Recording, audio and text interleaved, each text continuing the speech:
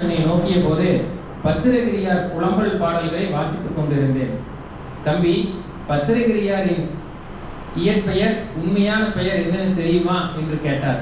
நான் தெரியாதுங்க ஐயா என்று விடையளிக்க, ஐயா உடனே அவர் உஜ்ஜயினியை ஆண்ட அரசர், அவர் பெயர் பர்து ஹரி என்று விடை கூற என்னை வியப்பில் ஆழ்த்தினார். இதுவரைக்கும் நம்ம பத்திரகிரின்னு நினைச்சிட்டு, இப்போ கூட இந்த கூட்டத்திலையும் கூட சில பேர் நினைச்சிருந்திருக்கலாம் பத்திரகிரியார் தானே.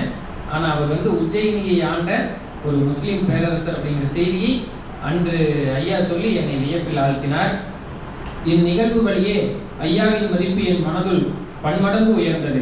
ஐயா அவர்களை பல்லடம் சாலைகளில் கடைகளில் சந்திக்க இயற்கை உதவியது. ஐயாவின் தமிழ் பற்று, திருக்குறள் ஆர்வம் என்னை என்னவோ செய்தது. அடிக்கடி சந்திப்பு நிகழத் தொடங்கியது. மாலை நேரங்களில் திருவிக்க அகம் சென்று உரையாடல் நிகழ்த்துவதை நாள்தோறும் தொடர்ந்தேன்.